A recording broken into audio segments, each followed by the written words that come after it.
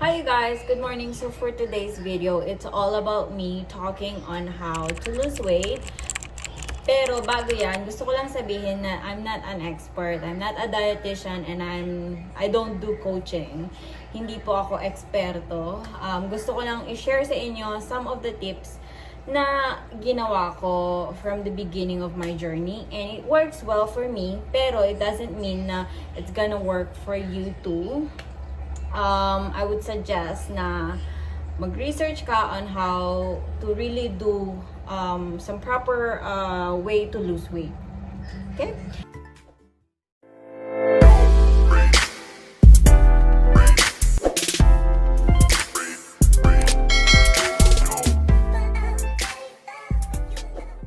So first thing na ginawa ko is I tried intermittent fasting.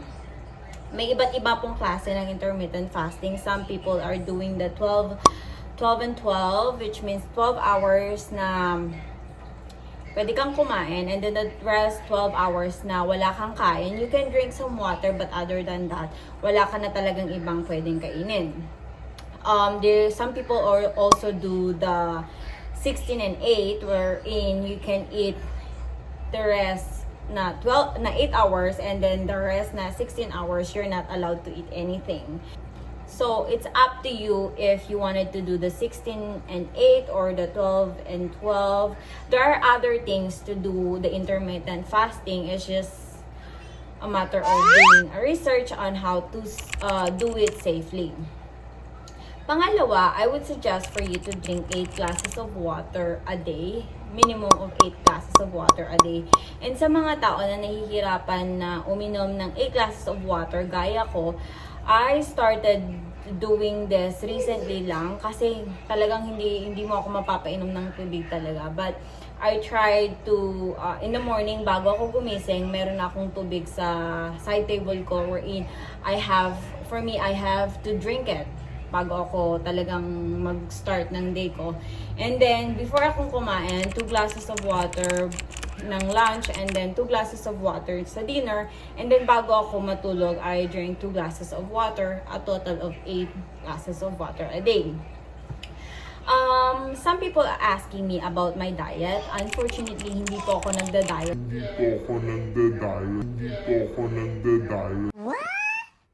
Kasi I just don't like it.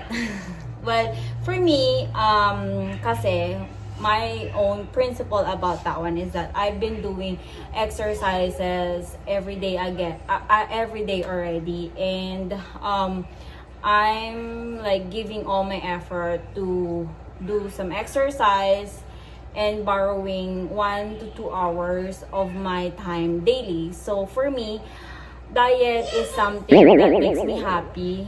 And kung yun, i-give up ko pa, ano na lang natira sa akin.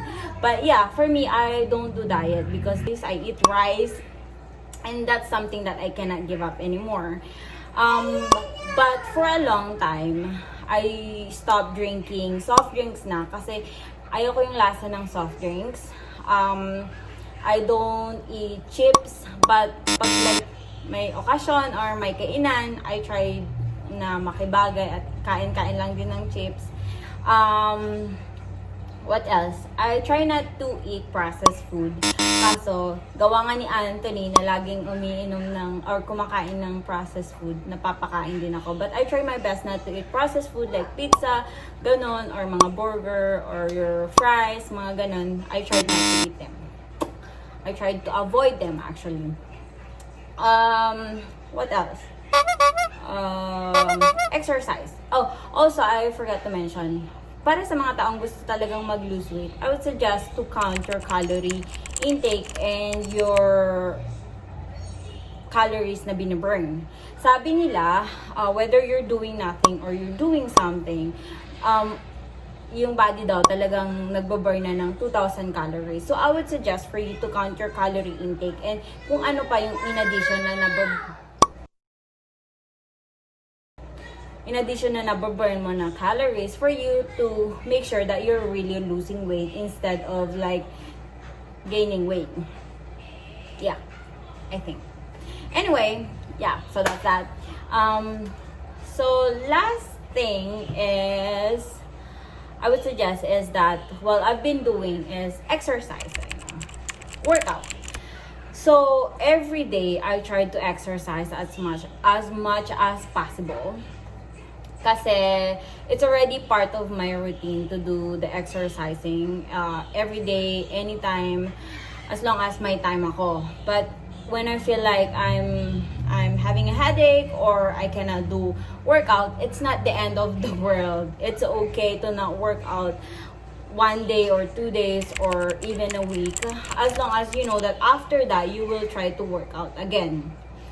If there are times na hindi ako nag-workout ng ganun, that's when I try to minimize my intake. Bakit? Kasi it's obvious naman na hindi ka nagbo-burn ng fats. Well, nagbo-burn ka ng fats but it's not enough kumpara dun sa kinakain mo. So as much as possible, hindi talaga ako palakain ng marami when I know that I'm not doing a workout. So you see what I mean? If you're doing a workout, it's okay to eat. Wag lang yung ganun karami naman. Make sure na alam mong i-discipline yung sarili mo when it comes to your intake, at alam mong hindi mo naman binaburn yun. When you're doing workout, give yourself a reward na, well, nag-workout naman ako, pwede naman siguro akong kumain ng kahit konti lang, di ba? So, yeah, that's my tips. It's not that hard. I think the only hardest part is working out. Some people feel so lazy na mag-workout, pero 20 minutes or 15 minutes a day is a good workout already. Magtakbo ka lang dyan or maglakad ka lang and do a little bit of galaw-galaw lang ba, and you're good. It doesn't mean naman kasi na workout or exercises, you're gonna do the intense lifting or you're gonna do a very intense cardio. That's not how it works if you feel so lazy to do it. Hindi ka naman obligado na gawin yun, but I would suggest na at least 10 to 20 minutes every day is good enough. Kasi, di ba? Anyway, so yeah, I think that's one of the hardest part. Kasi for me, it's one of the most challenging din. Though, before pa nag-workout na ako, it's still so challenging to do some workout. Kasi nga, gusto ko matulog. Tulog is life and food is life too. But at the end of the day, you will feel so guilty. Hindi ka nag-workout and you're going to bed feeling so bloated, things like that. So yeah. So first thing, you try to have research about intermittent fasting. It's really effective. I would suggest doing that too. Watch your water intake. Well, 8 glasses of water, a minimum of 8 glasses of water a day is really good for your body. Water is the best. Third is doing your diet. If you really wanted to lose weight, I would suggest to watch out your diet and exercise. Watch your calorie intake, and don't drink soft drinks. It's not really good for you. Do the water instead. And don't eat processed food. Don't eat chips. Those are not really good. They taste good, but they're not really good for your body. No. And do some exercises. If you have any questions about some exercises or tips on how to do some exercises, well, meron akong mga videos on my channel. I will put the link below. And those are intense though, but you can always try to try a less intense exercises.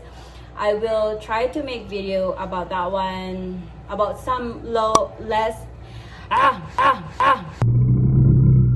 Okay, so for exercises, I will put the link below. And I will try also to do some less intense exercises for you guys para makasabay kayo. And yeah, that's it. I think if you